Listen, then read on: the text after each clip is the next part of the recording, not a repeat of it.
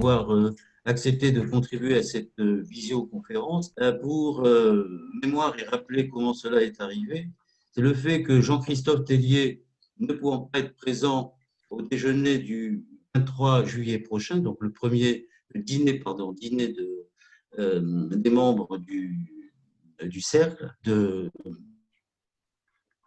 Y, on a pensé avec Valérie d'organiser cette visio et nous avons retenu le thème de l'Europe. Moi, ça m'a bien plu parce que je n'avais pas du tout envisagé, quand j'ai créé The White Project, une dimension européenne. Et finalement, c'est peut-être le commencement d'une aventure européenne. On verra bien ce que ça va donner. Voilà, on verra. Effectivement, moi, ça me plaît beaucoup, mais ça ne va pas être simple. Donc, Valérie réalisera donc une synthèse. Elle en donnera quelques éléments à l'occasion, c'est important que vous sachiez tout ça, donc à l'occasion du dîner. Et très probablement, les travaux de cette conférence pourraient faire l'objet du premier cahier de la raison d'être de The White Project. Donc voilà, c'est assez important finalement. Ça pourrait être complété par d'autres interventions parce que effectivement, la dimension européenne va devenir un élément fondamental de tout ce qui nous attend dans ces prochaines années.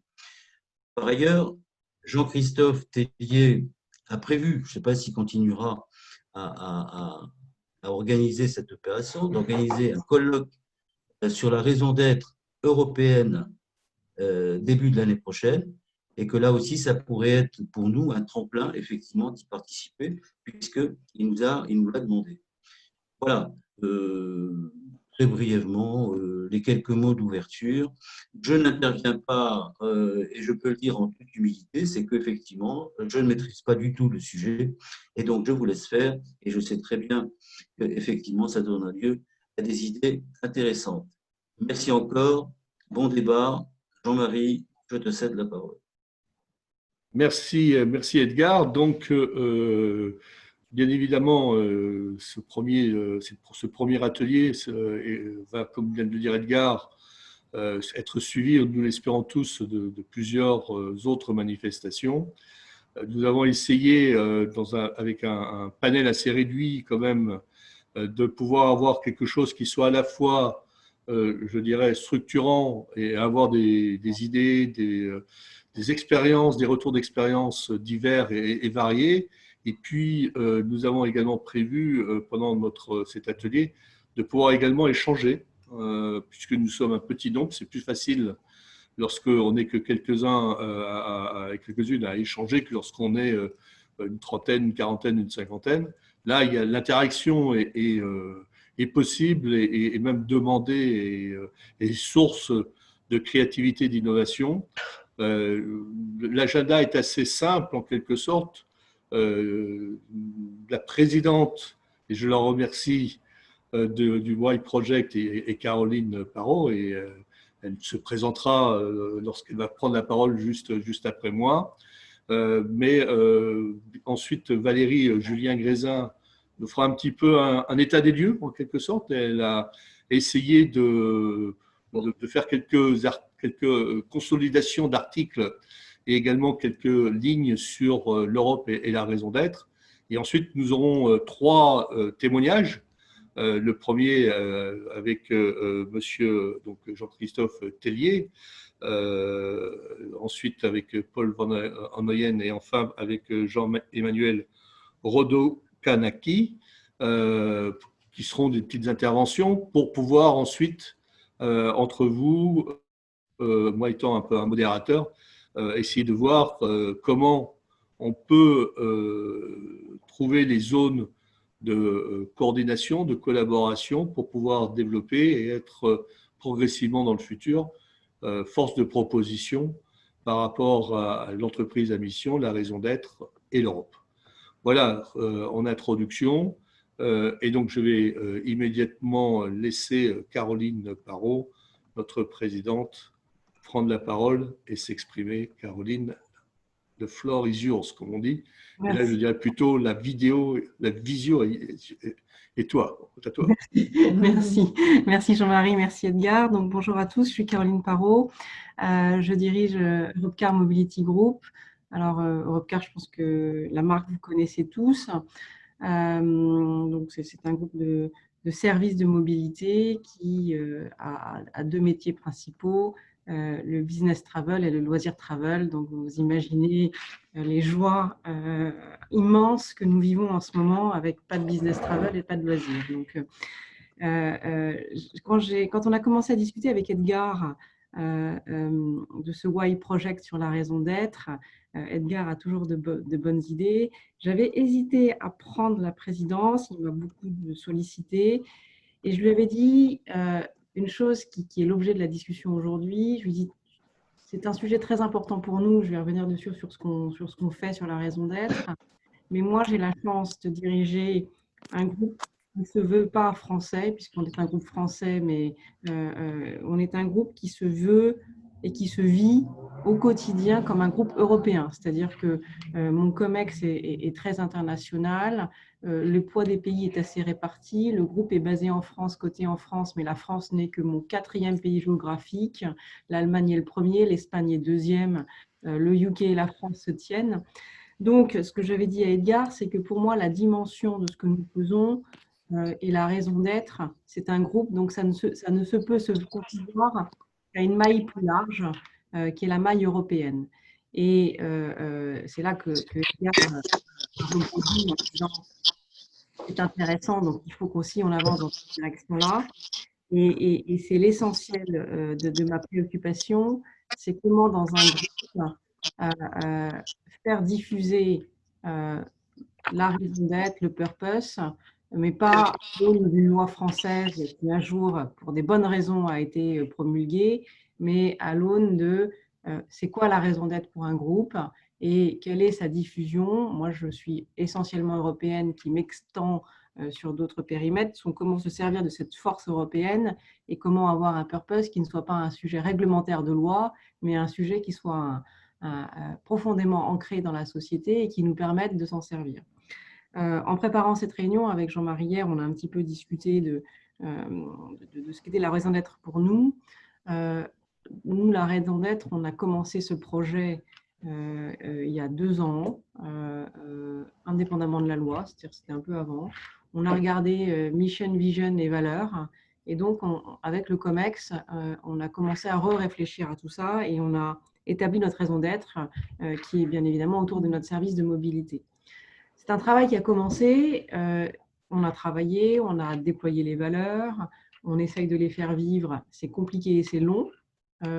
Et sur la raison d'être, l'idée a fait son chemin que c'était la DNA de la compagnie, puisqu'en fait, nous sommes une compagnie de mobilité, donc la mobilité pour tous et permettre le remplacement des véhicules individuels, de la propriété des véhicules par le partage des véhicules, ça paraît évident, mais en le répétant, c'est mieux. Mais ça paraissait trop théorique et donc Jean-Paul Bailly, qui est notre président du conseil de surveillance, m'a dit cette année, dans mes seuls objectifs qualitatifs, c'était vraiment de remettre la raison d'être dans le cœur de la société. Et Jean-Marie me dit, tu sais, tu dois être une des seules à avoir cette donnée qui avance, mais parce que Jean-Paul Bailly, que vous connaissez tous, un ancien président de la Poste, qui a été à la RATP, qui a travaillé sur le projet du gouvernement l'année dernière, on est absolument convaincu que la raison d'être, c'est ce qui fait la glu de l'entreprise, c'est ce qui permet aux collaborateurs de se projeter. Et le fait qu'il ait mis ça dans mes objectifs individuels de cette année, et qu'on a mis du coup avec l'équipe, et Valérie qui est dans la pièce avec nous, ça nous ramenait à comment embarquer nos équipes dans la raison d'être. Et la crise est passée par là. Et en fait, mon message qui est très fort sur cette dimension européenne, c'est qu'avec la crise, mon business est bien sûr très déstabilisé, voire plus que déstabilisé. On a dû avoir recours à l'aide de l'État pour nous aider à naviguer dans la crise. Et en fait, quand on parle de reconstruction au sein du groupe, on commence, pour tous nos collaborateurs, à parler de la raison d'être, pour leur dire « notre raison d'être, c'est celle-là ». Et c'est avec cette raison d'être, hier j'ai utilisé le mot « bouée », qu'on va s'accrocher dans la tempête pour traverser la crise et reconstruire notre groupe sur ces bases-là. Et fondamentalement, cette raison d'être, c'est ce qui permet aux équipes de comprendre comment on passe d'une situation qui était A à une situation qui est probablement X, Y, Z, qu'on ne connaît pas complètement, mais avec nos forces qui se raffirment avec un message simple autour de la raison d'être, on arrive à traverser la crise. Et là, la dimension européenne pour nous est importante parce que la raison d'être, elle est universelle. Elle n'est pas française, elle n'est pas… Donc, si on travaille bien son concept, la raison d'être, elle s'inscrit dans le groupe et elle doit parler à tous ses salariés. Donc, les salariés dans les stations, quel que soit le pays dans lequel ils opèrent, doivent avoir la même vision d'être, le même purpose, nous on dit purpose en anglais parce que le groupe ne parle qu'anglais, le même purpose collectivement. Et donc, cette dimension européenne était pour nous, enfin, on en a parlé parce que Edgar partait de la raison d'être au sens français et moi je suis arrivée en disant oui, mais de toute manière, moi je ne l'ai pas du tout conçu comme un sujet de pays, mais comme un sujet de groupe et de groupe européen. Et c'est là-dessus que je prends cette présidence avec cet objectif de pousser ce projet sur des actions concrètes, sur comment faire que nous, groupes de la plaque européenne, puissions avoir quelque chose, amener quelque chose et se servir de la raison d'être de façon plus globale. Concrètement, comment se servir de l'Europe pour le faire, comment avoir les bons relais, comment avoir les bonnes actions concrètes. C'est pour ça que dans la pièce avec moi, j'ai Jean Deté, qui est responsable des publics FR, qui lui navigue beaucoup pour nous à l'Europe. Et son rôle, c'est l'Europe. C'est-à-dire que mon rôle de groupe, c'est l'Europe. Et donc, c'est pour ça qu'on veut aussi voir comment on va pouvoir aider sur des actions concrètes, sur des actions de discussion, sur des actions de direction, pour que l'Europe, à l'instar de la plaque américaine et de la plaque asiatique, ait une voie, un concept, un chemin, surtout avec notre histoire européenne, sur comment replacer la raison d'être au cœur de nos groupes.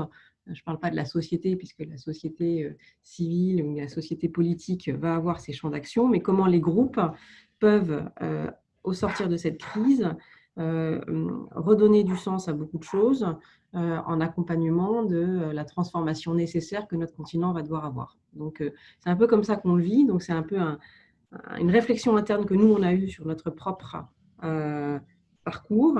On était en train de le déployer de façon de plus en plus concrète. Donc là, la crise nous fait que le déploiement devient indispensable.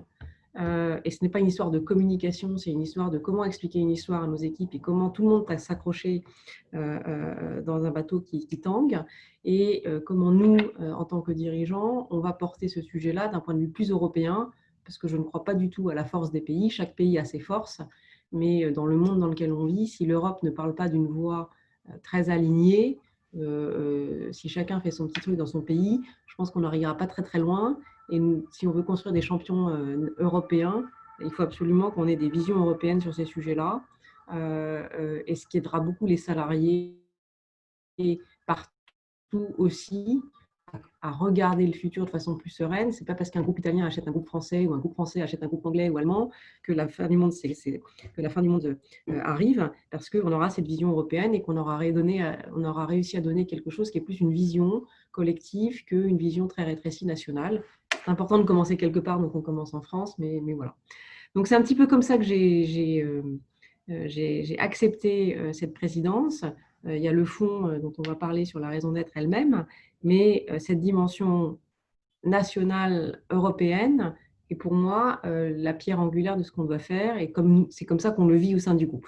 Donc voilà un petit peu mon message d'introduction et pourquoi j'ai accepté de travailler avec Edgar et vous tous d'ailleurs sur ce projet avec cet angle-là. Jean-Marie, je ne sais pas si… Merci Caroline pour cette introduction et cette, je dirais, motivation que tu as décrite pour devenir la présidente du mouvement The White Project. Et puis donc tout la dynamisme. Et on aura l'occasion, je pense, dans les échanges entre les différents participants, de revenir sur les éléments clés que tu as cités autour de, comme tu me le disais aussi, quand tu es en Allemagne, les gens ne parlent pas de raison d'être parce que la loi française Pacte dit qu'il faut avoir une raison d'être. Ils parlent avant tout de l'ADN du groupe que tu diriges. Et tu l'as souligné, vous voyez, ont beaucoup vu en ces temps difficiles que vous avez traversés et que vous continuez à traverser, la bouée qui leur permettait de se raccrocher à « nous sommes vivants, nous sommes toujours là et nous allons perdurer et vivre demain ». Mais on aura l'occasion de revenir. Comme je l'ai dit, ensuite, nous avons prévu une petite synthèse préparée par Valérie, excusez-moi, je précise, Valérie Julien Grézin, puisque nous avons aussi Valérie Sautré avec nous, qui nous a envoyé quelques éléments de réflexion, je dirais, de ce qui se dit au niveau européen, entre autres, nous rappelant que la présidente donc, de la Commission européenne a toujours dit que c'était pour elle un axe majeur de sa mandature et de ce qu'elle voulait insuffler au niveau de l'Europe dans l'esprit de l'entreprise solidaire et sociale. Mais là, Valérie, je te laisse maintenant nous faire un petit peu ce tour d'horizon. Merci Jean-Marie et rebonjour à tous. Je vais peut-être repréciser également ce qui a motivé le fait de rejoindre le Y Project, puisque pour ceux qui ne me connaissent pas autour de la table, je suis dirigeante du cabinet ASM Conseil que j'ai fondé il y a 27 ans maintenant, et qui est centré sur l'accompagnement d'équipes dirigeantes, sur les enjeux de transformation pour un développement responsable. Donc, la raison d'être, avant même la loi Pacte, c'était vraiment au cœur de notre engagement, c'est au cœur de mon engagement personnel et professionnel. Je suis animée de la conviction que l'entreprise est un opérateur de société, avant tout. Donc, elle est une communauté professionnelle qui contribue aux équilibres de la société. Et puis, le deuxième point, mais je pense que c'est vraiment ma formation d'origine philosophique qui me positionne de cette manière-là, je pense aussi que le travail est un élément constitutif du sens que nous donnons à notre vie. Et donc, la question du sens de notre engagement est absolument essentielle. Et la raison d'être, de mon point de vue, elle rejoint cette question du sens de l'engagement. Pourquoi au quotidien, nous allons faire les efforts que nous faisons, pourquoi nous traversons les crises, comme vous venez de le dire, Caroline Parot, comment on va aller trouver l'énergie pour faire face, pour se confronter à l'adversité, dépasser l'adversité et développer notre créativité d'être humain pour trouver des alternatives et construire un monde commun, un monde habitable pour tous. Donc, mon engagement au sein du White Project, puisque Edgar Haddad m'a fait la gentillesse de m'impliquer dans le bureau, est né d'une première discussion avec Edgar Haddad à l'occasion de la sortie de notre ouvrage sur la mutation numérique et responsabilité humaine des dirigeants.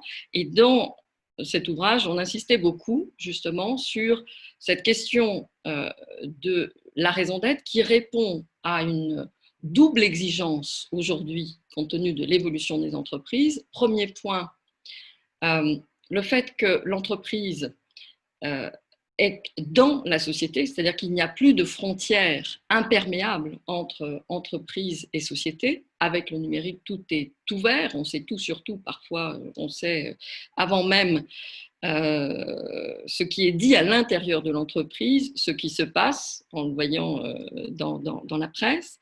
Et puis, le deuxième point, le deuxième besoin auquel répond la raison d'être, c'est qu'on est dans un environnement extrêmement mouvant. La crise qu'on vient de traverser nous montre, de plus en plus imprévisible, même si de mon point de vue, mais enfin, ce n'est pas forcément le sujet, la pandémie, enfin, ce type de pandémie était annoncé déjà depuis très longtemps par les scientifiques.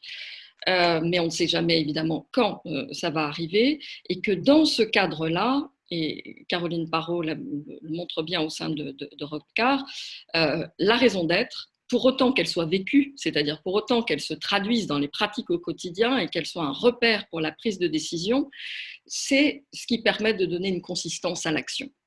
Une consistance à l'action et une orientation. Voilà.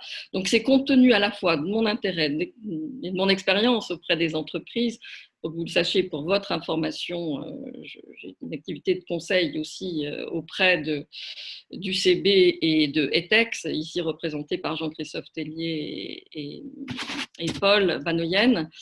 Voilà, c'est pour cette raison que je suis très, très honorée de participer et de contribuer à cette réflexion, au moins autant du point de vue de praticien que du point de vue également d'universitaire, puisque je travaille aussi ces sujets dans le cadre universitaire.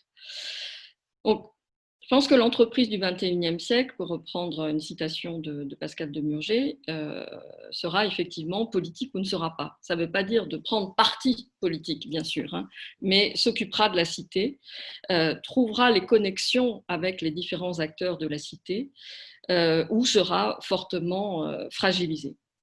Or, l'extérieur de l'entreprise aujourd'hui est complètement mondialisé, vous l'avez rappelé Caroline, mais ce que l'on a vu avec le Covid-19, particulièrement, c'est un révélateur, ça n'a pas créé cela, mais c'est un révélateur, c'est que ce monde, entre guillemets, est également extrêmement polarisé et que les positions géopolitiques des grands blocs pendant la crise se sont radicalisées.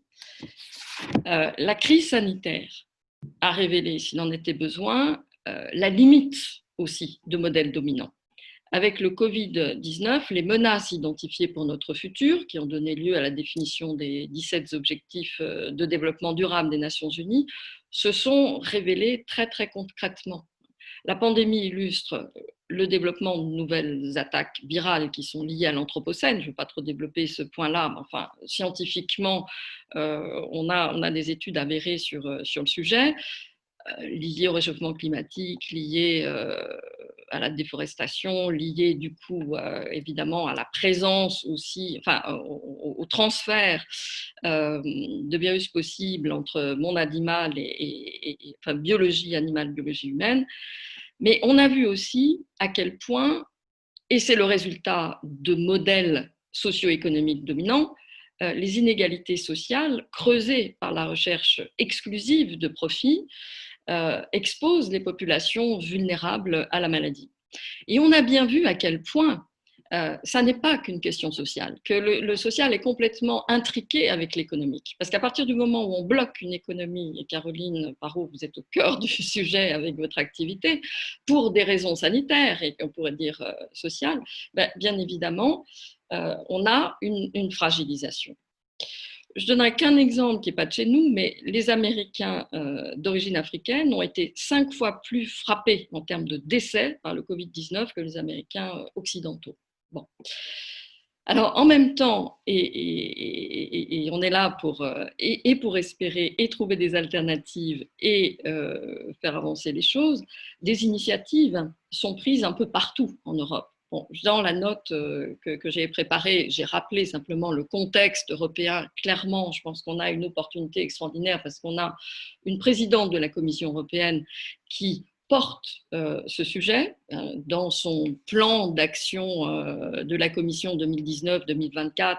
Elle appelle à la création d'un nouveau modèle européen qui est la promotion d'une way of life européenne qui combine justement l'économique et le social et qui intègre les éléments d'écologie, de prise en compte des enjeux climatiques. Mais on pourrait citer au niveau des entreprises, bien sûr, les coalitions multiples qui ont émergé, le Business Roundtable, l'Inclusive Growth Coalition, le Davos Manifesto également, et puis le développement de statuts qui n'est pas exactement équivalent du statut de l'entreprise à mission de la loi Pacte, mais Bicorp, qui est un label qui permet de reconnaître les entreprises engagées dans le développement responsable. Un dernier point encore, c'est que même les investisseurs s'y mettent. C'est-à-dire qu'il y a une prise de conscience de plus en plus forte de la part des investisseurs et des actionnaires de cette importance de faire en sorte que les entreprises s'engagent sur une raison d'être qui contribue aux équilibres socio-économiques de la société, puisqu'on a vu pendant le Covid des flux d'investissement massifs passer de fonds classiques vers des Sustainable Funds. Donc, il y a pour moi un véritable enjeu à explorer, soutenir, promouvoir un modèle européen qui tienne fortement compte des enjeux de soutenabilité en cohérence avec les objectifs de développement durable. Et qu'il y a un moment critique pour l'Europe.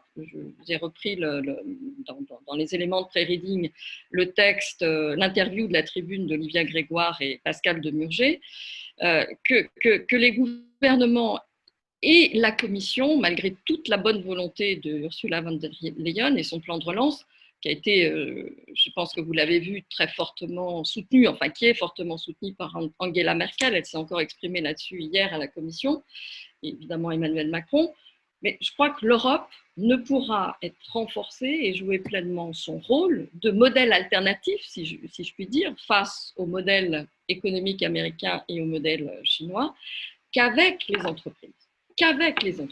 Et que c'est dans l'intérêt des entreprises de contribuer à renforcer les opportunités du marché européen dans une perspective de développement qui combine les équilibres sociaux, environnementaux et économiques. Et la raison d'être, si on parle effectivement, vous l'avez cité en anglais tout à l'heure, de purpose, voire de noble purpose, c'est-à-dire quels sont les bénéfices pour la société et pas seulement les bénéfices en termes de profit, et évidemment que ça ne s'exclut pas et ça ne s'oppose pas. Il y a même un certain nombre d'études qui montrent qu'au contraire, ça va de pair, que ce noble purpose peut permettre d'être, j'ai envie de dire, la cheville ouvrière d'une Europe plus forte.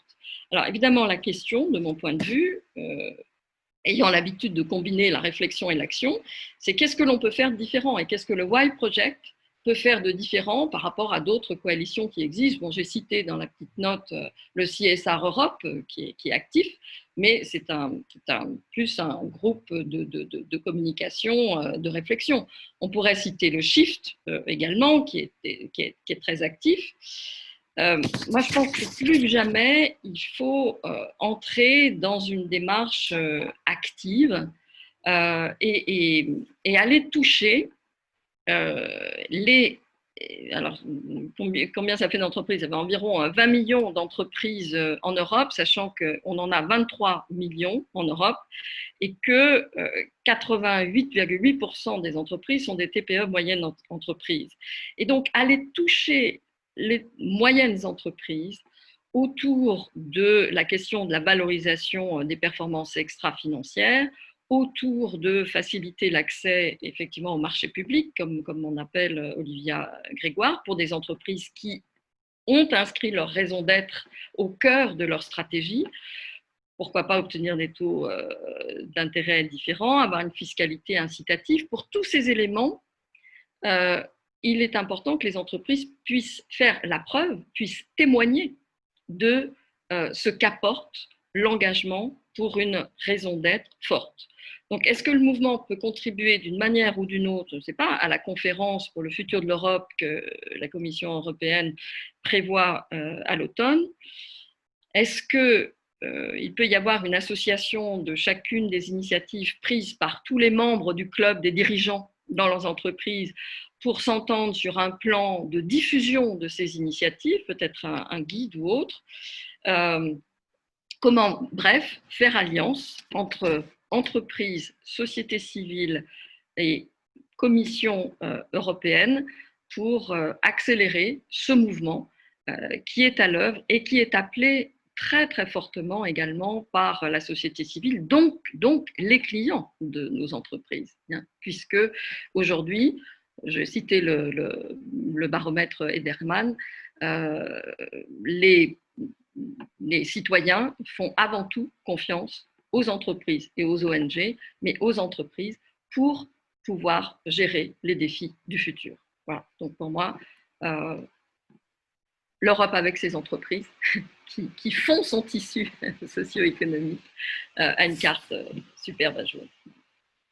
Merci Valérie, merci également pour tenir le timing. Je dois souligner que c'est toujours un exercice difficile de style de pouvoir faire passer les messages très clairs, précis par rapport à ta vision, par rapport à ce que tu souhaites que nous, tous ensemble, à travers cette communauté du White Project d'entreprise, faire évoluer la réflexion autour du rôle de l'entreprise dans la société et dans le modèle, bien évidemment, européen par rapport aux deux plaques que tu as citées, américaines et asiatiques.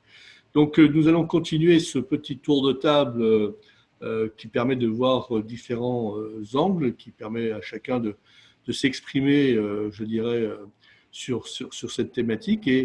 Et donc, maintenant, nous avons une séquence où nous allons avoir successivement Jean-Christophe Tellier, puis Paul Van Ayen et enfin Jean-Emmanuel Rodok-Kanaki, qui vont nous laisser exprimer comment, dans leurs différentes entreprises, et quelques mots sur votre entreprise, parce que tout le monde ne connaissait pas, et même moi, quand j'ai discuté avec Paul Van Ayen il y a quelques semaines maintenant, le groupe ETEX, je ne connaissais pas le groupe, je connaissais quelques-unes des marques qui sous-tendent le groupe, mais je ne connaissais pas l'ensemble de ce groupe, et d'ailleurs sa nature familiale et autres.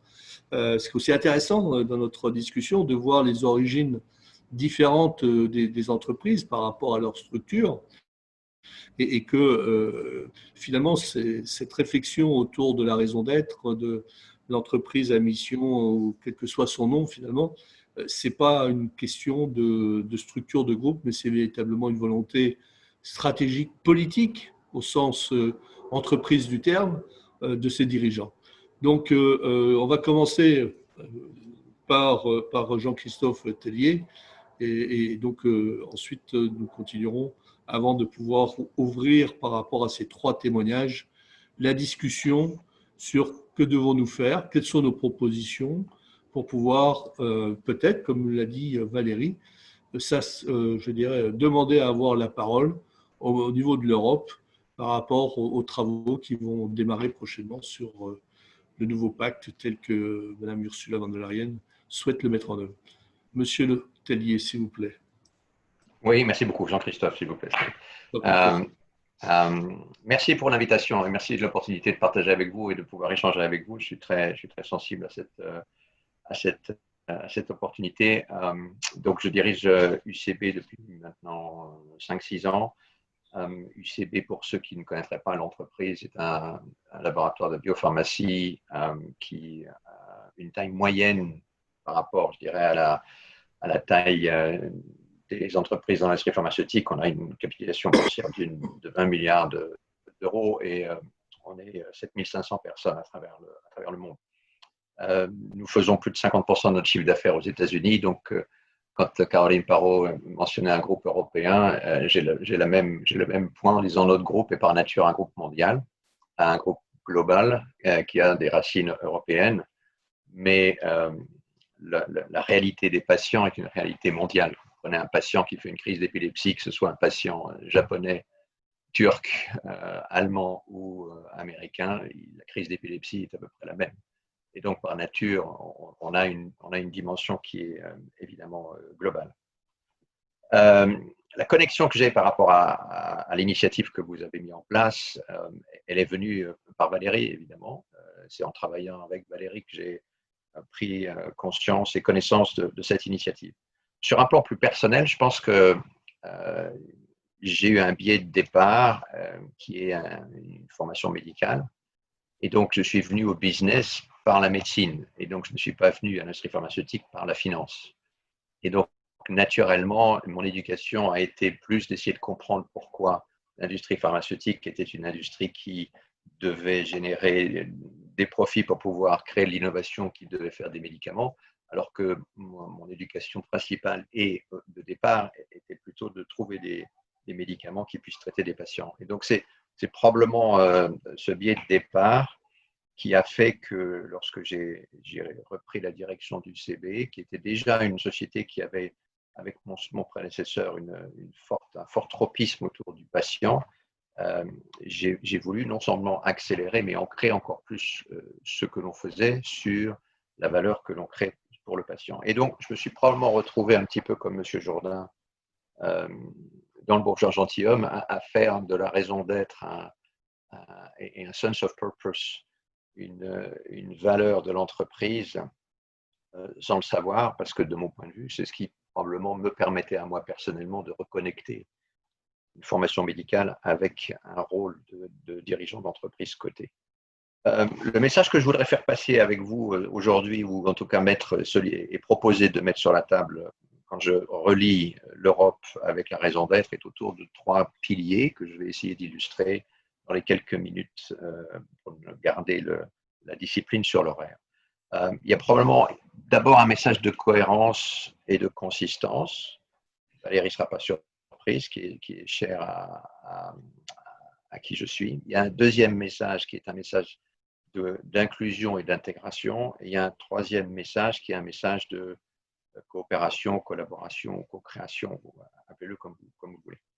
Alors d'abord, le message de consistance et de cohérence. Je vais enfoncer quelques portes ouvertes, mais malgré tout, je vais le dire peut-être avec mes mots. La porosité que Valérie évoquait entre le monde de l'entreprise et le monde public, entre le privé et le professionnel, qui existe de plus en plus maintenant à travers le numérique, mais aussi à travers beaucoup d'autres éléments. Au fond, on fait des bureaux qui ressemblent à des appartements et des appartements ressemblent à des bureaux. Crée un besoin de consistance et de cohérence. C'est-à-dire que de plus en plus, on s'est rendu compte qu'on ne pouvait pas avoir un discours, des actes, des expériences qui étaient déconnectés ou différents entre ce qui se passait au bureau et à la maison, et entre ce qui se passait dans le monde professionnel et dans la société civile. Donc je pense qu'il y a un énorme besoin et une forte réalisation et capacité de prendre conscience que cette porosité a créé un besoin de consistance. Et donc les différents acteurs, que ce soit les acteurs sociétaux, politiques, dans la vie civile ou dans la vie professionnelle, ne peuvent pas croire que le monde de l'entreprise est un monde séparé et déconnecté du reste de la société, et que nos collaborateurs sont des collaborateurs pendant la journée et deviennent des personnes privées et des citoyens pendant le soir. Ce sont les mêmes personnes, ce sont les mêmes vies, et c'est une continuité à l'intérieur desquelles il est important de construire cette consistance. C'est ce qui fait que, à mon sens, les entreprises ont bougé d'une raison qui soit la profitabilité et le retour aux actionnaires. Et Valérie mentionnait ce groupe de 120 CEO américains qui, pour la première fois il y a 2 ans maintenant, ont reconnu que leur objectif n'était pas de maximiser le retour aux shareholders, mais d'avoir un retour qui soit beaucoup plus global, prenant en compte les communautés dans lesquelles les entreprises étaient insérées, les collaborateurs évidemment, et la contribution positive à la société. On peut penser que c'est quelque chose qui était une évidence. Faut voir. Enfin, je pense que il faut mesurer le choc et le tremblement de terre que dans une économie et dans une culture américaine, cette reconnaissance des 120 plus grosses, quasiment multinationales américaines, a représenté. Et c'est un premier point sur lequel il me semble c'est une opportunité pour l'Europe. Ce discours s'appuie sur des valeurs historiques et culturelles qui sont naturellement des valeurs européennes. Le fait que ce soit des Américains qui, le premier, aient reconnu ce besoin et que l'Europe suive potentiellement, me semble être une opportunité manquée qu'il conviendra de rattraper. Et donc, ce mouvement de retour aux shareholders à customer centricity, enfin la notion de client, et la notion d'employee engagement me semble un continuum qui est extrêmement consistant et logique. Vous ne pouvez pas d'un côté dire on est là pour faire en sorte que notre client soit le plus heureux du monde et avoir des employés qui ne sont pas engagés, qui ne sont pas épanouis et qui ne sont pas capables de délivrer le meilleur d'eux-mêmes. Donc il y a forcément une cohérence, il y a forcément une consistance entre employee engagement et employee centricity et customer centricity. On ne fait pas l'un au détriment de l'autre. Je ne crois pas du tout que la schizophrénie, je ne pense pas que la schizophrénie soit un état normal, et je ne pense pas non plus que la schizophrénie au sein des entreprises crée un succès durable. Donc ça, c'est une première consistance. Il y a une deuxième consistance qui est évidemment la consistance entre le court et le long terme. À partir du moment où vous envisagez qu'il y a une cohérence entre l'employé, le citoyen au sein de l'entreprise, en dehors de l'entreprise, et une porosité et un besoin d'harmonie entre la contribution de l'entreprise et ce qu'elle crée comme valeur à la société à laquelle elle appartient, à ce moment-là, il est important de concevoir les critères de performance comme n'étant plus uniquement des critères de performance à court terme, mais aussi des critères de performance à long terme. Et le long terme vient, par l'intermédiaire de la sustainability, forcément aussi créer des indicateurs qui sont des indicateurs pas uniquement financiers, mais aussi des indicateurs de sustainability, les ESG, enfin bref, tous ces éléments dont vous avez déjà évoqué. Donc, ce point de consistance et de cohérence me semble important. Le tropisme européen, je le mets à deux niveaux. Un, c'est culturellement et historiquement un point fort de l'Europe. Je ne vois pas pourquoi aujourd'hui l'Europe est si absente dans ces questions et dans ces domaines.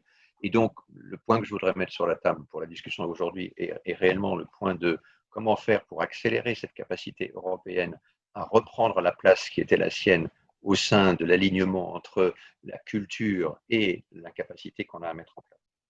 Le dernier point que je voulais, enfin les deux et troisième points que je voulais faire, je voulais utiliser un petit peu Covid pour expliquer le point. L'inclusion. La crise sanitaire à laquelle on a fait face, on est en train de faire face, a, à mon sens, montré deux phases. Une première phase où les gens se repliaient sur soi parce qu'il y avait une peur, les entreprises se repliaient sur soi, les pays se repliaient sur soi. Et on a vu des illustrations de manque de générosité absolument flagrants quand certains pays européens refusaient des masques à d'autres pays européens parce qu'ils voulaient protéger leurs propres citoyens alors même qu'ils n'en avaient pas besoin. Donc je pense que là aussi, il y a eu une première phase de repli sur soi qui est une phase classique de gestion de crise. Dans la deuxième phase, l'Europe a été plus présente.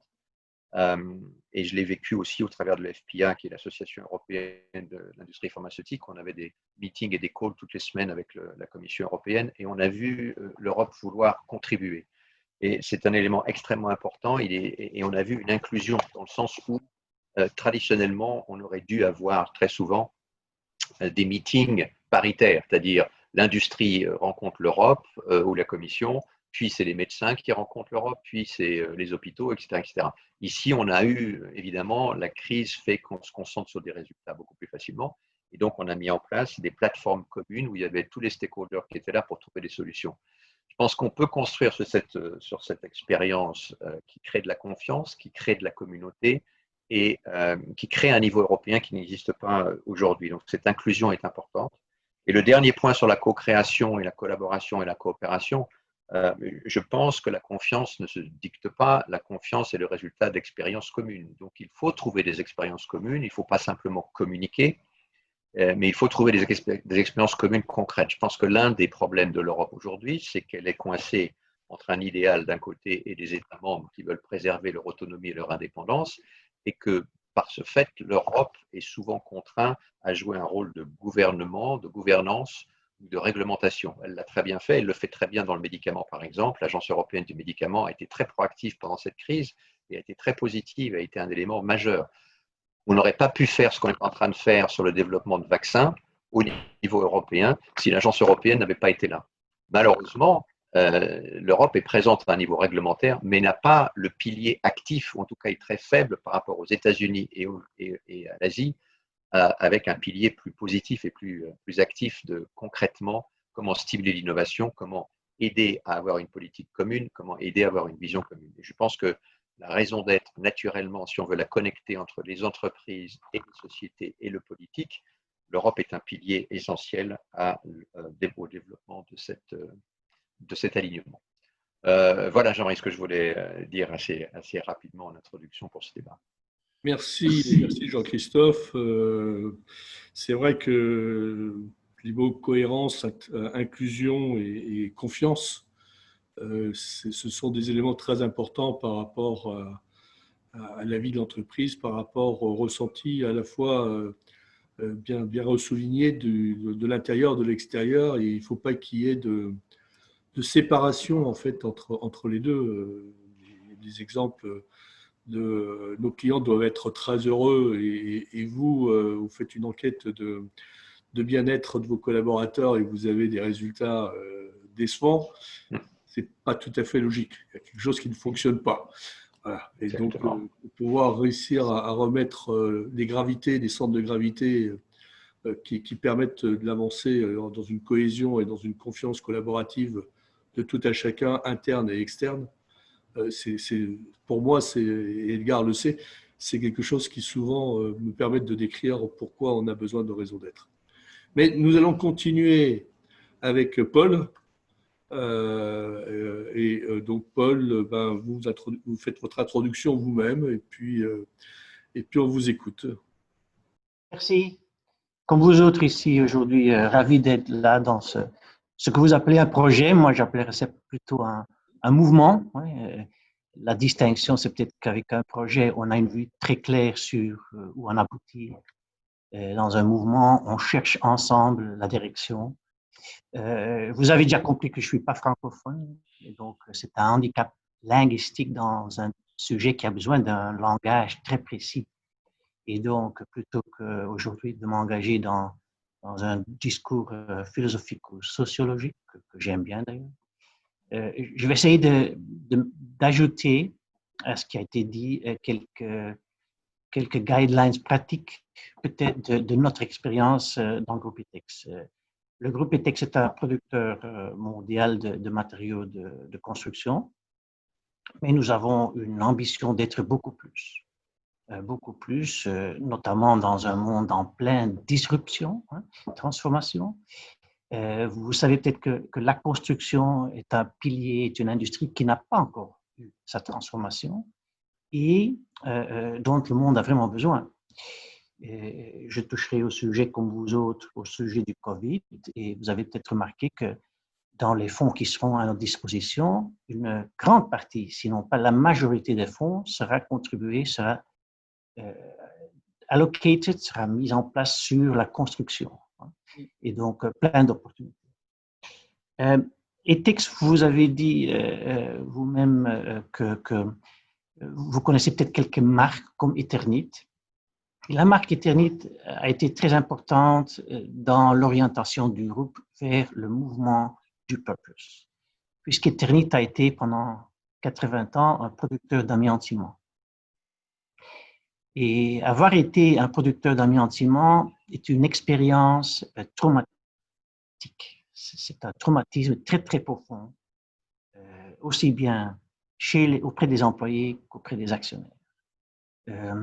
Et ce n'est qu'au moment où les dirigeants de ce groupe ont vu dans ce sujet un besoin très immédiat pour rester relevant en tant que groupe industriel, il fallait à tout prix pouvoir convertir ce traumatisme en énergie positive, en contribution positive pour le monde.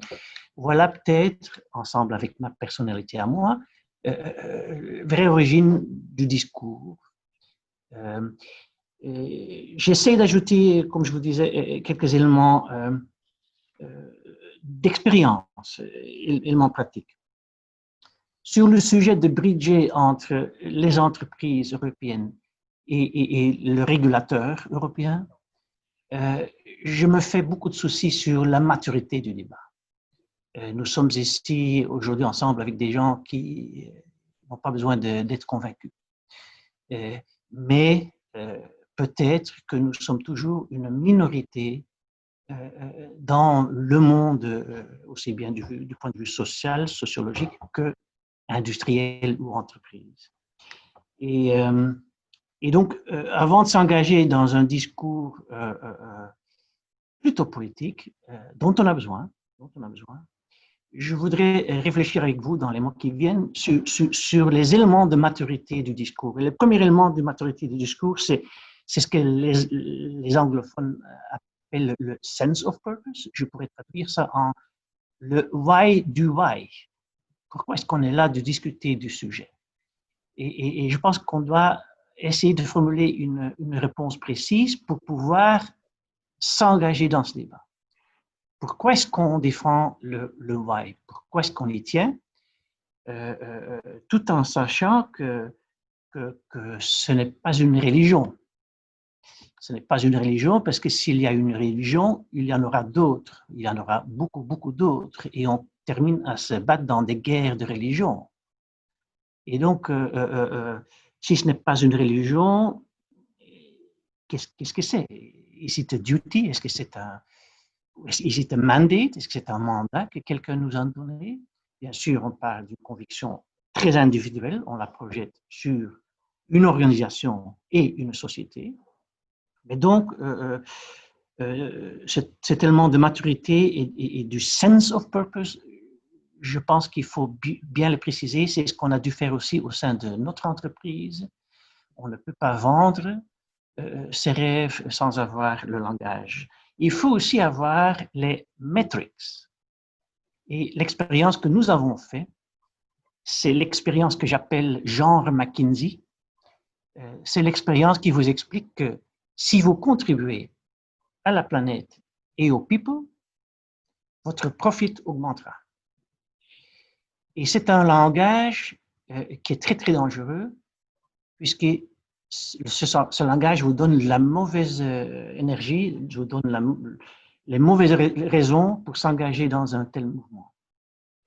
Nous avons un triple bottom line, PPP, c'est très vieux, c'est très ancien comme concept, People, Planet, Profit, mais il y a une tendance à se servir du profit comme langage et métrique du people et du planet. Cela ne va pas marcher.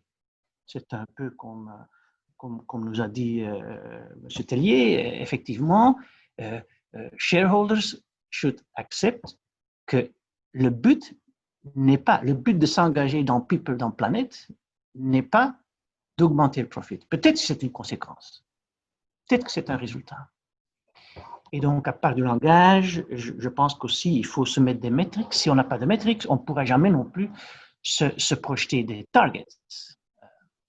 Et je souligne ce que ça a été dit au niveau par Jean-Christophe encore, au niveau de l'engagement engagement, dans le sens de engagement.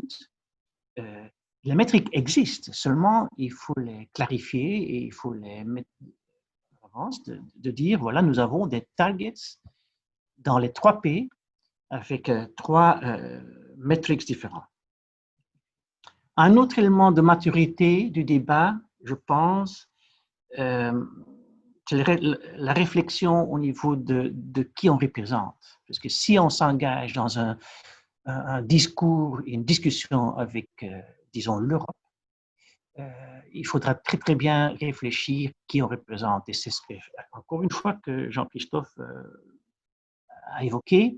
Est-ce qu'on représente une branche industrielle, l'industrie, les entreprises?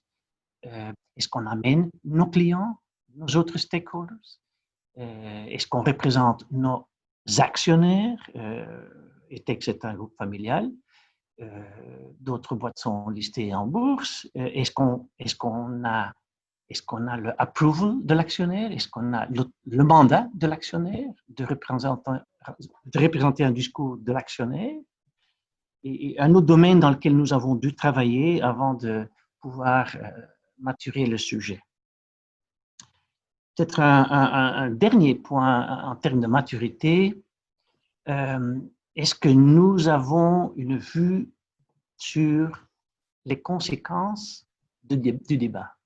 Est-ce que nous sommes conscients du fait que le débat vient avec énormément de conséquences? Et j'en ai listé 2 ou 3 ici. Premièrement, nous avons vécu nous-mêmes que le discours du purpose est très, très, très proche du discours de stratégie. Caroline a mentionné Vision, Mission. L'expérience que nous avons faite, c'est que le discours Vision, Mission a presque disparu parce qu'on a pu connecter la stratégie, c'est-à-dire les choix stratégiques du groupe, au purpose. Jusqu'au niveau où ce qu'on fait, les métiers qu'on fait, aussi bien que la façon de faire, sont d'abord évalués contre le purpose. C'est simple à dire, mais ça peut être très choquant aussi pour l'actionnaire, puisque le purpose va nous guider dans la stratégie de façon quotidienne. Dans le cas des textes, cela veut dire que, au-delà d'être producteur de matériaux de construction, nous avons une ambition de fournir au monde des solutions de vivre. Notre slogan s'appelle « Inspiring Ways of Living ». Quelque chose dont le monde a besoin. Nous sommes convaincus, nous sommes fiers de pouvoir contribuer. Mais 1 mètre carré de plaque à plâtre n'est pas vraiment inspiring. Donc, est-ce que nous sommes prêts à en porter les conséquences du langage du purpose? Aussi, déjà mentionné aujourd'hui, je répète, mais de notre point de vue, est-ce qu'on est prêt à en porter les conséquences vis-à-vis des clients et vis-à-vis des fournisseurs? Est-ce que cela peut mener à une vue très différente sur la chaîne, toute la chaîne de valeur?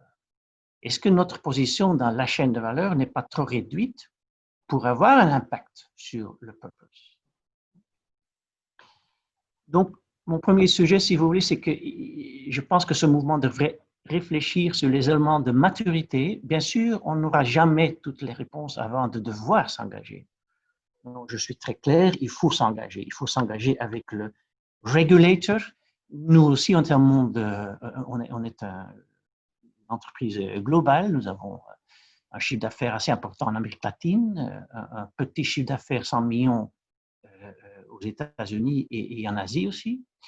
Et je constate, encore une fois, comme Jean-Christophe l'a dit au niveau des États-Unis, nous avons aussi constaté qu'au niveau de l'Amérique latine, par exemple, la culture du continent offre énormément de possibilités. Les gens sont plus aptes et plus intéressés au discours de la contribution à la société. Et donc, un aspect très important, si vous offrez aux employés un sense of purpose de l'entreprise, vous devez aussi offrir l'opportunité du sense of purpose de l'employé à contribuer au sense of purpose de l'entreprise. Et c'est très bizarre puisque nous avons 13 000 collaborateurs et donc il faut trouver le langage qui ne peut être autre qu'une invitation à chacun des employés de réfléchir sur sa contribution, son purpose, qui seront 13 000 purposes différents, avec bien sûr un seul but, un monde meilleur, quelque part, a better world. Et donc, c'est là où se trouve diversity et inclusion, puisque diversity et inclusion veut dire que 13 000 purposes individuels trouvent le chemin vers un purpose collectif de l'entreprise. Fascinant, puisque cette invitation vous permet aussi à vraiment construire sur l'énergie de 13 000 personnes, au lieu de l'énergie du CEO qui, peut-être le soir, est un peu fatigué. Et donc le employee engagement et l'invitation, et y inclut le style de leadership. Si les entreprises s'engagent dans le sujet de purpose, il n'y a pas 10 choix sur le style, le leadership style. Et là aussi, je demande, est-ce que les entreprises que nous représentons, pas les nôtres, mais les autres, est-ce que ce sujet, est-ce qu'on est capable de talk on their behalf, de les représenter, si vous voulez. Peut-être une toute dernière réflexion.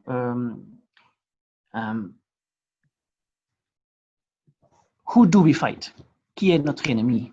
Je n'aime pas trop la bataille, je trouve que pas, mais le pourquoi du pourquoi, le why of the why, le sense of the purpose. En fait, notre ennemi, c'est ce que nous avons vécu, c'est encore une autre expérience que je veux participer avec vous. C'est le greed. J'ai vite vérifié ce que ça veut dire en français, c'est avidité, mais je ne suis pas trop sûr. Avidité. Ouais. Donc, fondamentalement,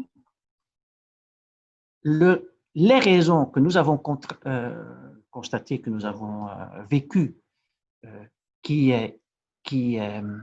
nous éloignent du débat du why, en résumé, c'est le greed, l'avidité.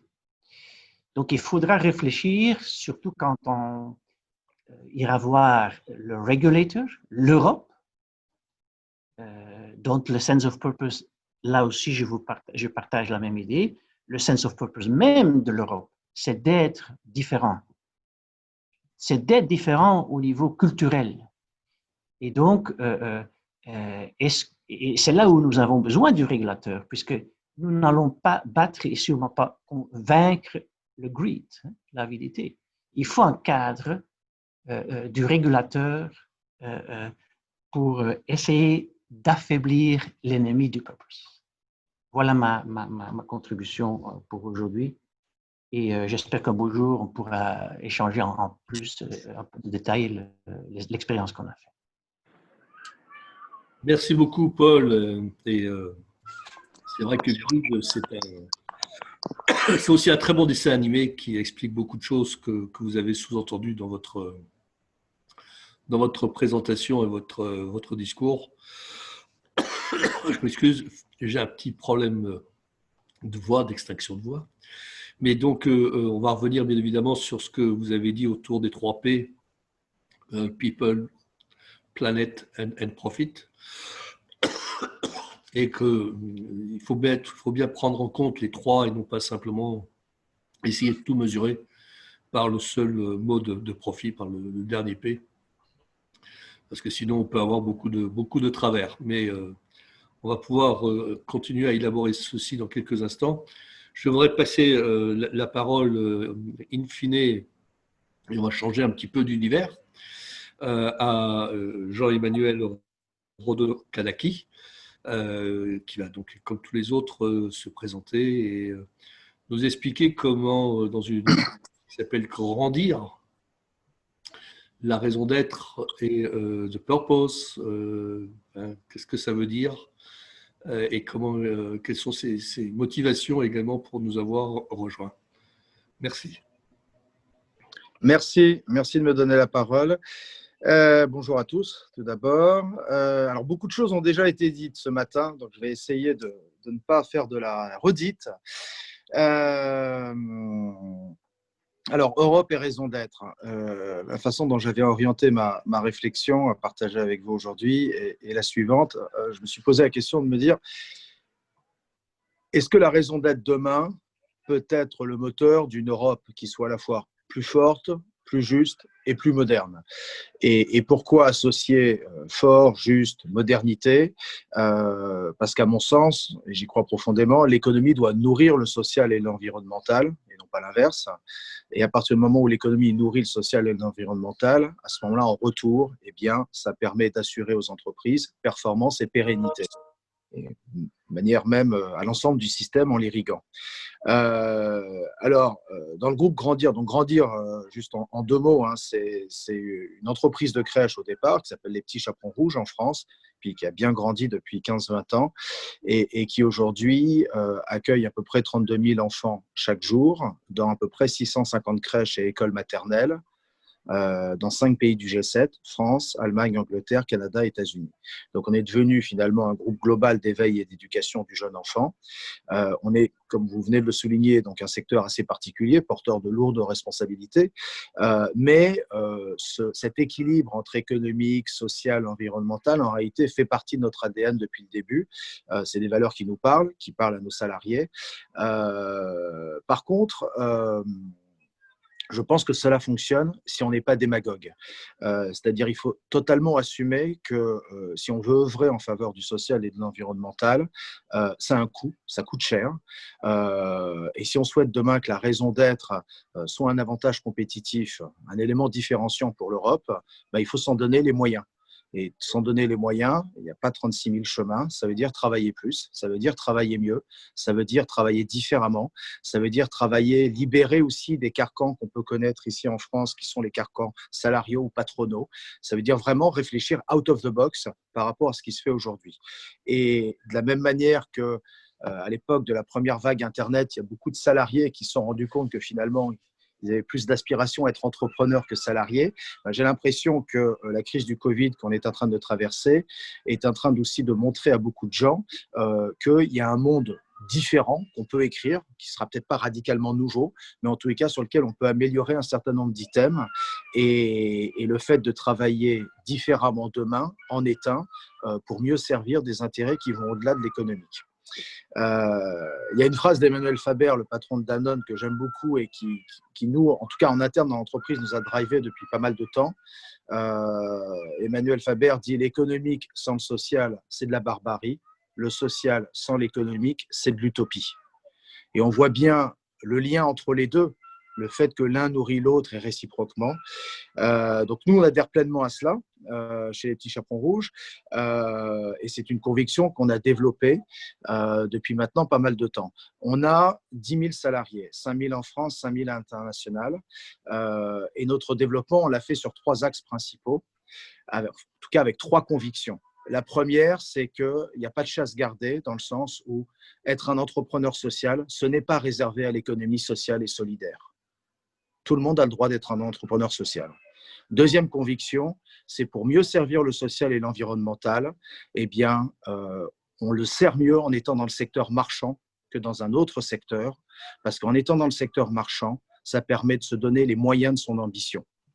Sinon, on vit des subsides de l'État, on vit des subventions, mais on n'a pas véritablement les moyens de son ambition.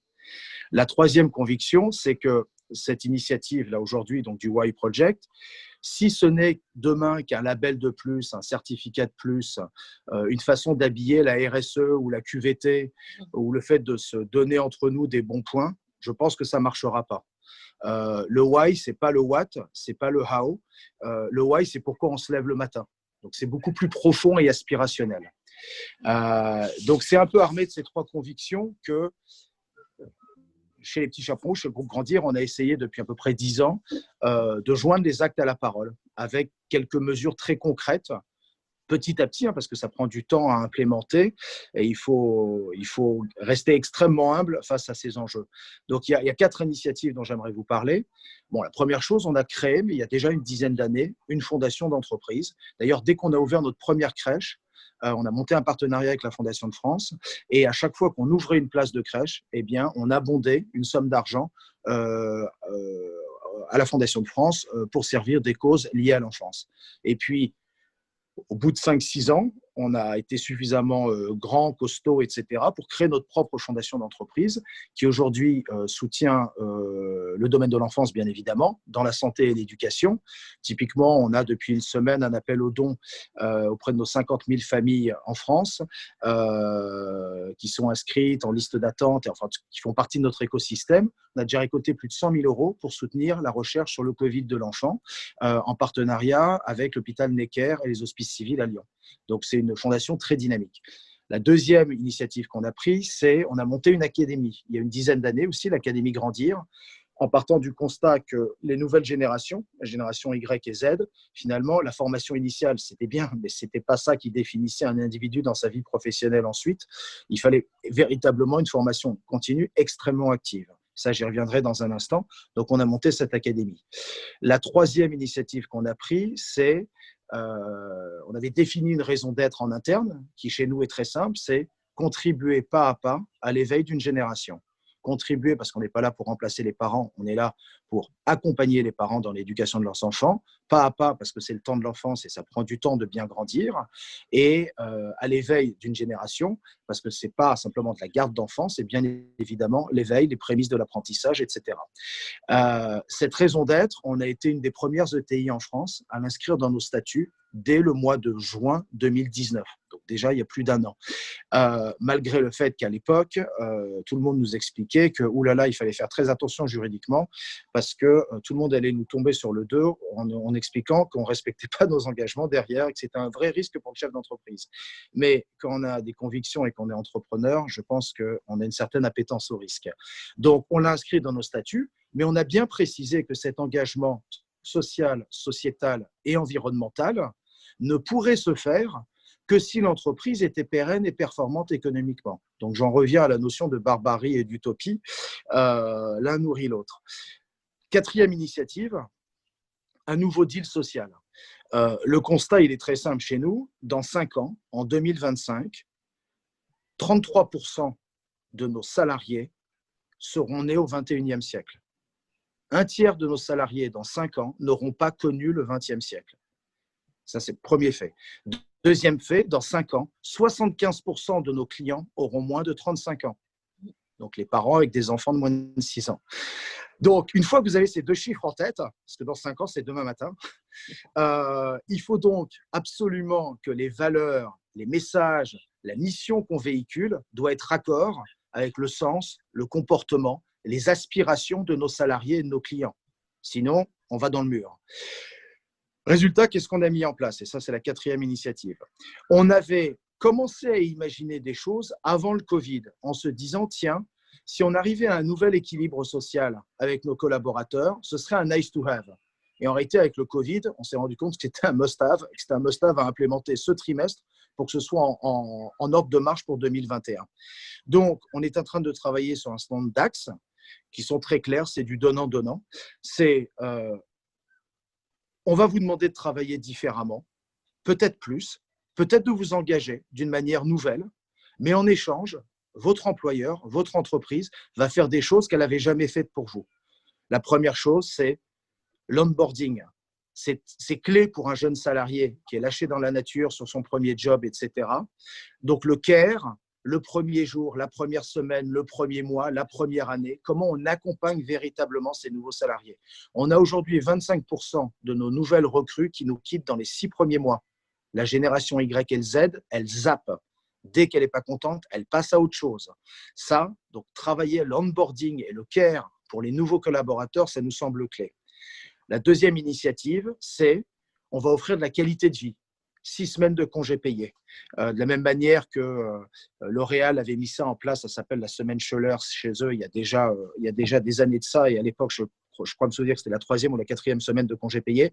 On a décidé de mettre en place une 6e semaine de congés payés automatiquement, et avec le choix pour les salariés de travailler 4 jours par semaine ou 5 jours par semaine. Leur offrir un maximum de flexibilité et de qualité de vie. 3e initiative, c'est un vrai Netflix de la formation.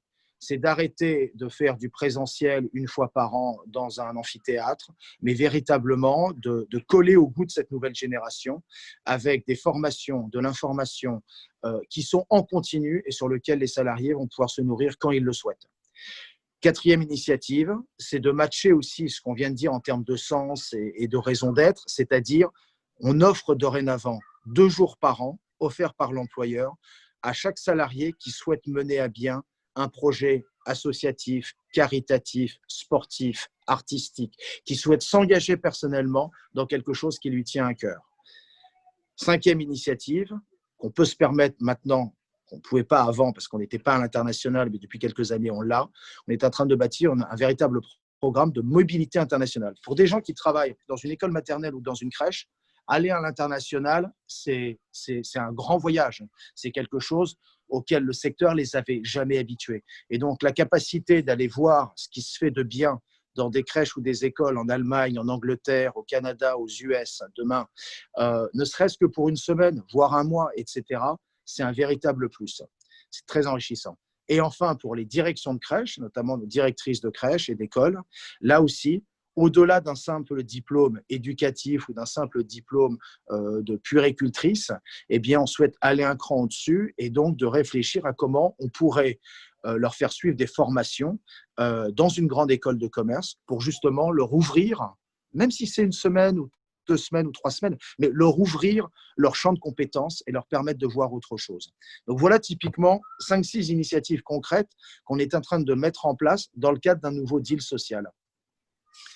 Alors, une fois qu'on a dit ça, il y a un 5e point qui est le challenge européen, c'est-à-dire comment est-ce qu'on étend ces initiatives finalement aux autres pays dans lesquels on est présent, donc typiquement en Allemagne et en Angleterre.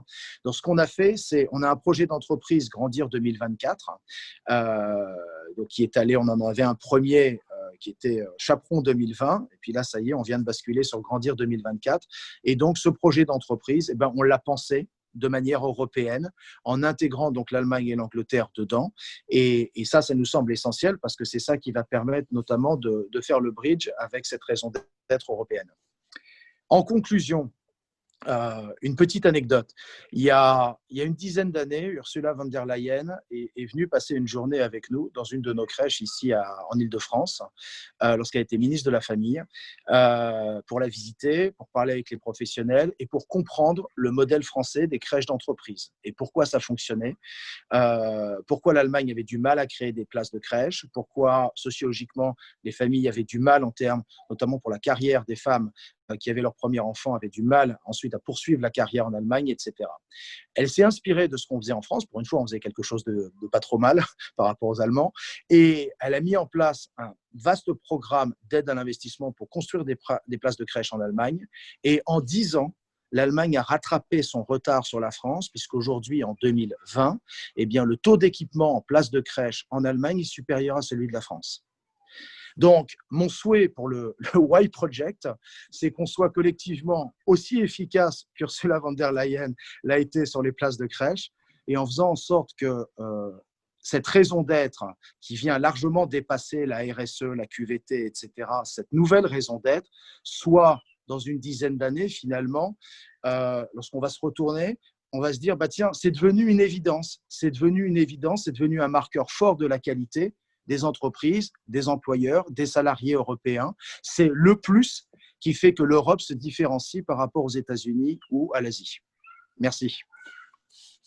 Merci beaucoup, Jean-Emmanuel. Et donc, dans le laps de temps que nous avons avant donc, la conclusion que je laisserai à Caroline de faire, je voudrais ouvrir véritablement par rapport à toute la richesse de ce qui a été partagé, les différentes expériences qui ont été partagées ce matin, des premières réactions, des choses qui vous interpellent, qui vous choquent, des points sur lesquels vous souhaiteriez revenir pour montrer soit votre accord, soit votre désaccord, parce que c'est de toute façon, comme on l'a souligné également ce matin, c'est en confrontant des opinions ou des expériences que nous pouvons progresser et que nous pouvons venir véritablement une force de proposition constructive pour l'Europe sur notre sujet.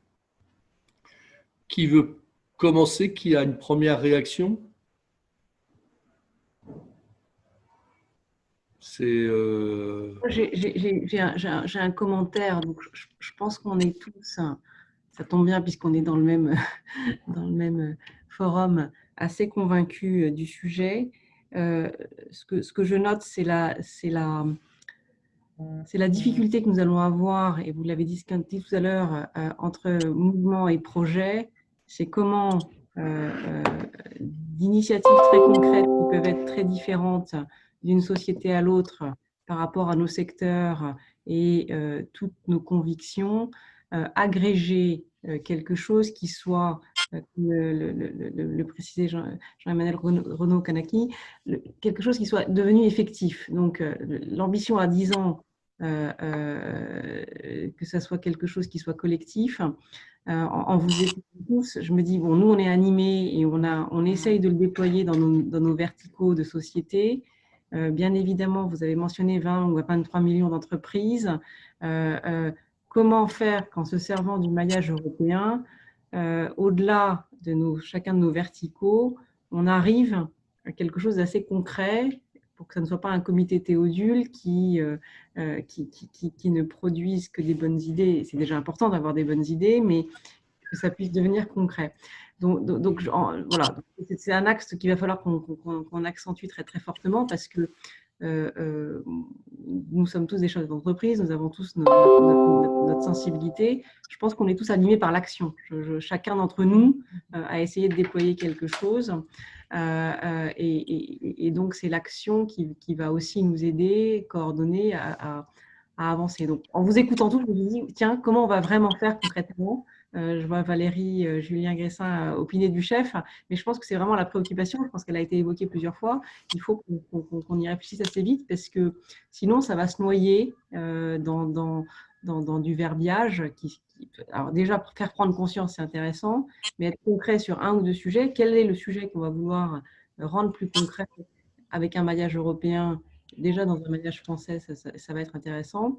Donc, voilà, c'est ma réflexion en vous écoutant. Je me dis, tiens, cet axe-là, il faut qu'on le travaille un peu plus fortement parce que sinon, on va être un think tank et je pense que ce n'est pas la vocation de ce qu'on a envie de faire. Merci Caroline pour cette intervention et c'est vraiment un vrai sujet. Je dirais dans une certaine mesure, c'est pour ça que on est encore au projet pour pouvoir passer au mouvement et passer de Why Project à Why Movement. C'est le jour où on aura, je dirais, éclairci notre propre raison d'être à nous.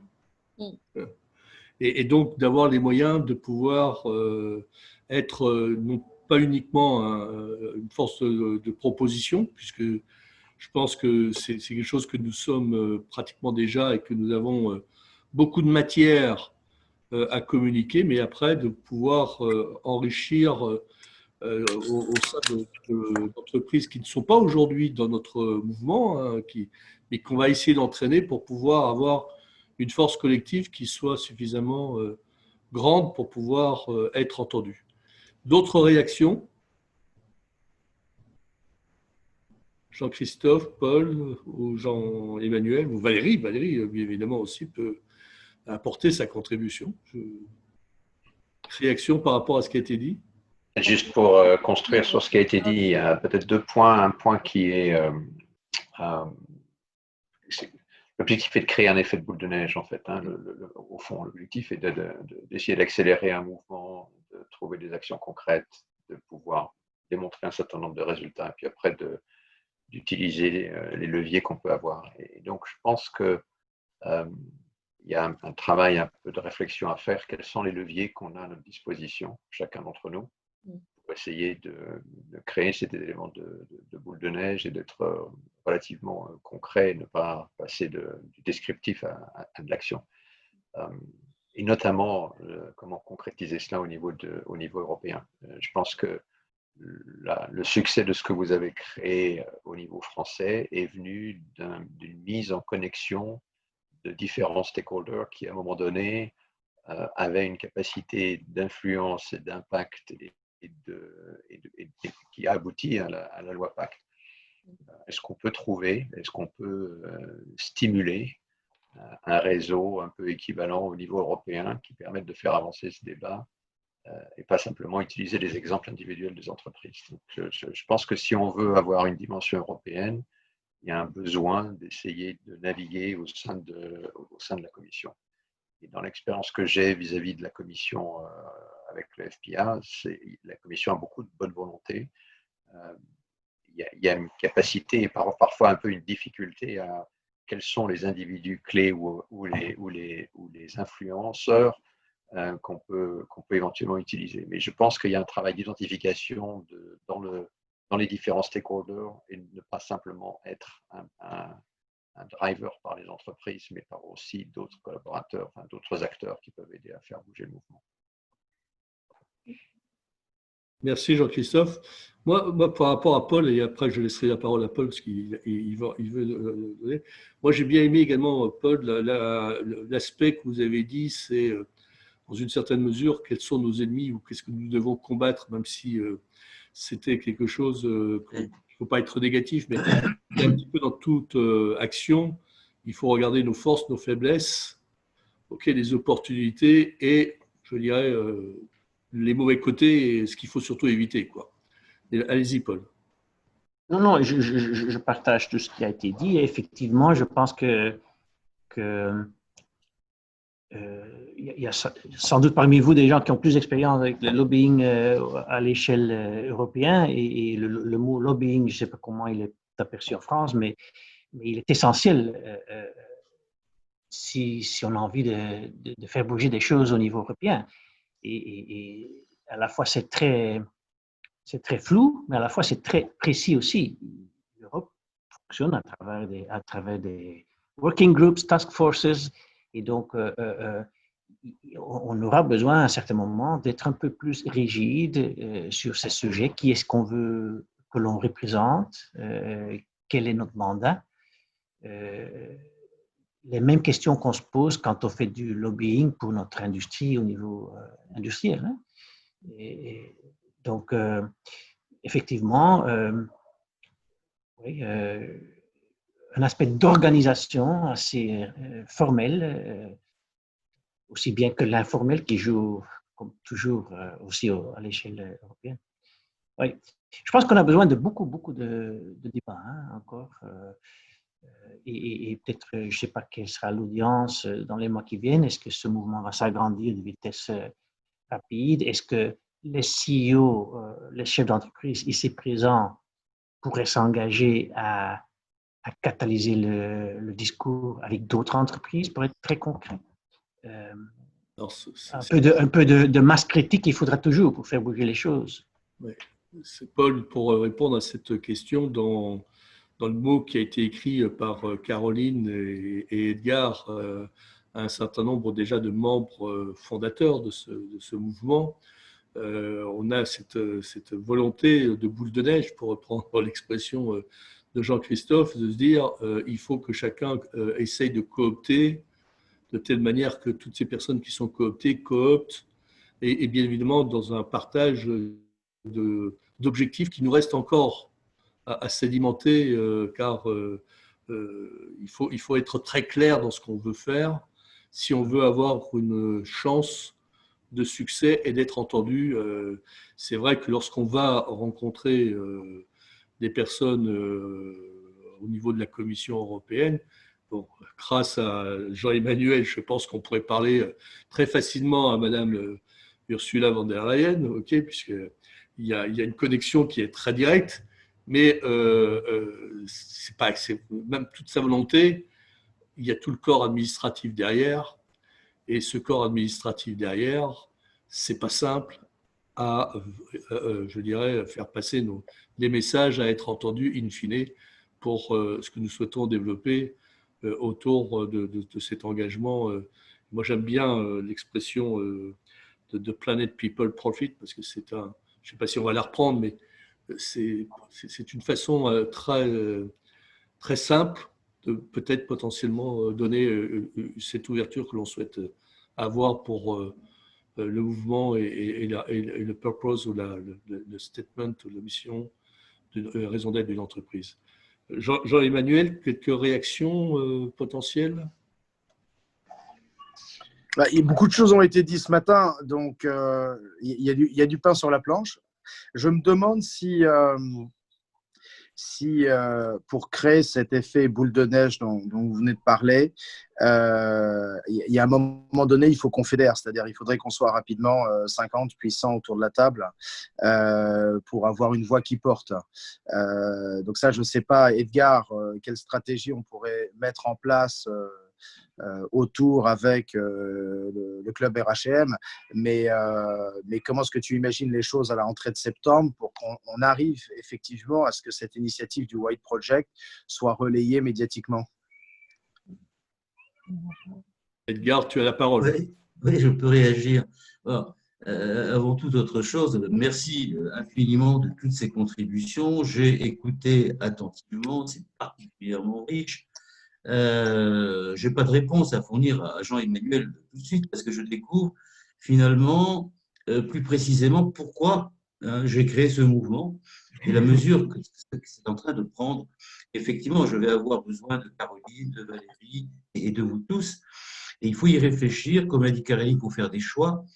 Effectivement, il faut s'organiser. Moi, je suis assez partant pour aller plus loin pour cette dimension donc, européenne et je prends conscience en vous écoutant que c'est inéluctable, mais il va falloir qu'on en parle, qu'on s'organise, qu'on se prépare pour être crédible et performant.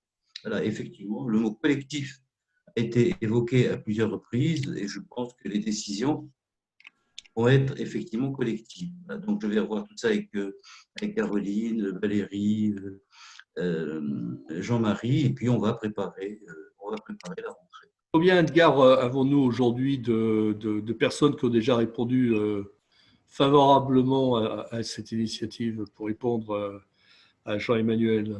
L'initiative, c'est-à-dire les membres fondateurs? Oui, c'est ça, oui. Oui, il y en a aujourd'hui 25, 3 ou 4 en discussion, d'accord. Et on va continuer, donc on a lancé avec Caroline une opération de cooptation, d'accord, et on essaie d'embringuer tous les membres, sorte à ce que chacun puisse coopter ou recommander un futur membre. Mais il faut un peu de temps. Et puis, la période n'est pas très favorable parce que les gens ne sont pas toujours disponibles en ce moment. Je crois qu'en fait, il faut bien se préparer pour la rentrée. Et voilà, on va s'y atteler. Alors, j'ai bien compris qu'il y avait une dimension France, une dimension Europe. On va voir comment je vais organiser tout ça. Mais moi, ça me passionne. J'aime bien les défis. Quelquefois, effectivement, dans des aventures difficiles. Mais enfin, jusqu'à présent, j'ai toujours cette faculté à trouver des réponses. Jamais seul. Jamais seul. Voilà, donc oui, je suis d'accord avec vous. Oui, on est prêt à y aller, mais je compte sur vous. Sinon, effectivement, je ne m'en sortirai jamais. Alors, d'abord, Valérie, je m'excuse compte tenu du timing. Je voudrais vous remercier, moi aussi, pour avoir respecté, puisqu'il est 10h32, l'horaire peut-être que l'on s'était fixé, à avoir eu malgré tout énormément de matériel, énormément de partage d'expériences, d'informations, de ressentis, de vécu. Et je remercie Paul de s'être exprimé dans notre langue française. Et franchement, merci beaucoup d'avoir recherché la traduction du mot grid, avidité. Tout ça, c'est très bien. Donc, comme l'a dit en introduction, on va faire une sorte de synthèse, un petit résumé de tout ce qui a été dit ce matin pour pouvoir continuer à enrichir et à progresser. Et je voudrais, après vous avoir donc tous remerciés, retransmettre pour la conclusion et le mot de la fin, la parole à Caroline. Merci Marie, merci à tous. Merci pour vos contributions d'abord. Je pense que d'un point de vue personnel, c'est rassurant de savoir qu'on n'œuvre pas tout seul. De temps en temps, on peut considérer qu'on a des visions sur la raison d'être, qui sont des concepts. On essaye, et nous on est parti sur le purpose il y a très longtemps, on se dit, bon, il faut le faire, on en est convaincu et on se demande comment, un, les autres font, et deux, si on n'est pas animé tout seul, perché sur sa montagne, ou si c'est un mouvement plus collectif. Donc j'aime bien l'effet boule de neige parce que ça veut dire qu'on est un certain nombre d'entre nous, dirigeants, qui avons cette volonté, et après comment le faire, on va le définir ensemble. Juste pour conclure, j'ai lu il y a très récemment, et je vous invite éventuellement, si vous avez le temps, à y jeter un œil, le livre de George Friedman sur le travail en miettes, qui montrait un certain nombre de choses pour tous les collaborateurs dans le monde industriel et la recherche de sens. Je pense qu'on est un millénaire après, donc on passe du 2e au 3e millénaire, et je pense que effectivement la société dans sa composante, enfin les sociétés dans leur composante, représentent un atout indispensable pour l'unité sociale, et Valérie Gressin l'a mentionné. Et je pense que Covid a montré que ce besoin et ce rattachement à l'entreprise, où on a pris soin de nos collaborateurs à distance, ceux qui étaient isolés, c'est l'entreprise qui a rappelé les gens isolés. Et quand on voit la crise sociale dans laquelle on peut vivre, chacun se raccroche à comment mon entreprise va m'aider et comment l'entreprise va apporter quelque chose.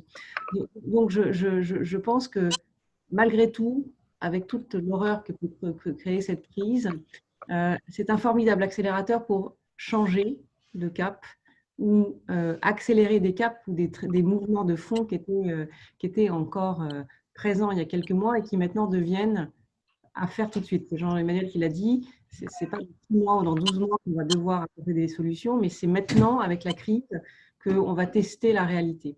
Donc, je pense que ce mouvement est parti. On va prendre une synthèse et je voulais vous remercier parce que je pense qu'on peut faire quelque chose et on va faire quelque chose. À nous de l'amener sur les concepts, sur le puis le concret. Le maillon européen, visiblement, nous anime tous parce qu'on considère qu'un maillon pays est trop petit. Donc, merci de vos contributions et on va essayer, il y a le 23 juillet, il y a un dîner. Je pense qu'on va essayer d'avancer et avec les résumés, de lister les points d'action qu'on a dit aujourd'hui pour arriver à quelque chose de structuré et une communication plus active à partir de septembre. Avant septembre, le timing n'est pas très propice, mais ça veut dire qu'on a un temps de travail qui peut être intéressant. Voilà. Merci à tous et merci de cette audience. Merci Edgar, comme d'habitude, de permettre à des gens qui ne se connaissent pas de se rencontrer et de créer quelque chose d'autre. Merci. Merci à vous. Caroline. Merci à tous. Bonne Merci. journée. Au revoir. Bonne journée. Au revoir. À très bientôt. Merci.